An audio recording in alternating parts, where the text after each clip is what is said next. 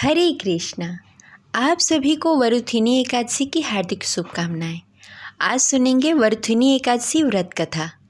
तो प्रेम से बोलिए लक्ष्मी नारायण की जय। धर्म ग्रंथों में वरुथिनी एकादशी को बहुत ही महत्वपूर्ण माना गया है और इस दिन व्रत रखने तथा पूजा पाठ करने से जातक को शुभ फल की प्राप्ति होती है, साथ ही सभी पाप से मुक्ति मिल जाती है।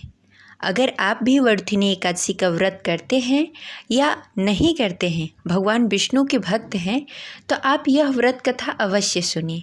इस व्रत कथा को पढ़ने तथा सुनने मात्र से 1000 वर्षों तक साधना करने के बराबर शुभ फल प्राप्त होता है। तो चलिए सुनते हैं वरुथिनी एकादशी व्रत कथा।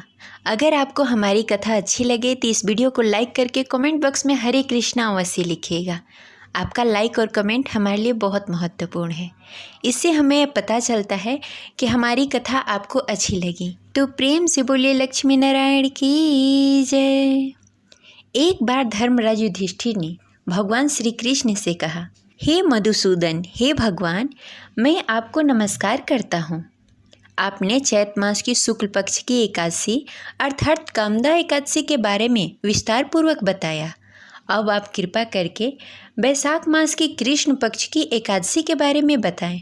उसका क्या नाम है, उसे करने से कौन से फल की प्राप्ति होती है तथा उसकी विधि और महत्व बताएं।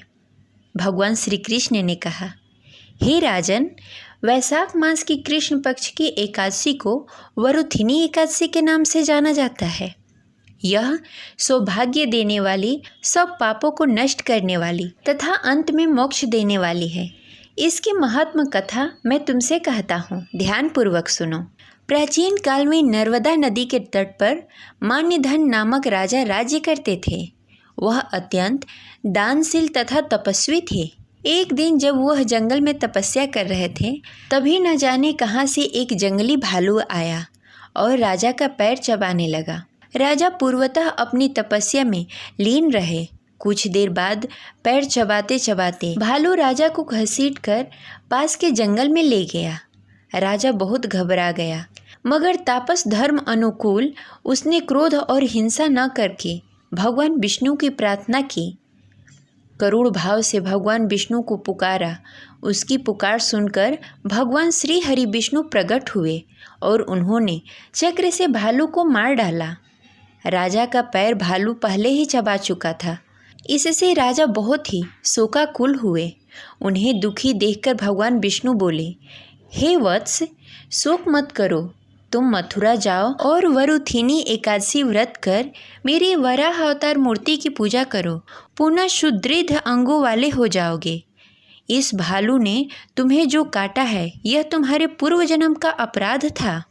भगवान की आज्ञा मानकर राजा मान्यधन ने मथुरा जाकर श्रद्धापूर्वक वरुथिनी एकादशी का व्रत किया। इसके प्रभाव से राजा शीघ्र ही पुनः सुंदर और संपूर्ण अंगों वाले हो गए। इसी एकादशी के प्रभाव से राजा मान्यधन को स्वर्ग की प्राप्ति हुई। जो भी व्यक्ति भय से पीड़ित हो, उसे वरुथिनी एकादशी का व्रत रख भगवान विष्णु को स्मरण करना चाहिए। इस व्रत को करने से समस्त पापों का नाश हो जाता है और मोक्ष की प्राप्ति होती है। तो इस प्रकार वरुथिनी एकादशी व्रत कथा संपन्न हुई। प्रेम से बोलिए लक्ष्मी नारायण की जय। आशा करते हैं हमारी कथा आपको अच्छी लगी होगी। तो इस वीडियो को लाइक करके कमेंट बॉक्स में हरे कृष्णा लिखना ना भूलें और अगर आप हमारे चैनल पर नए हैं तो इसे सब्सक्राइब करके बेल आइकन को दबा दें।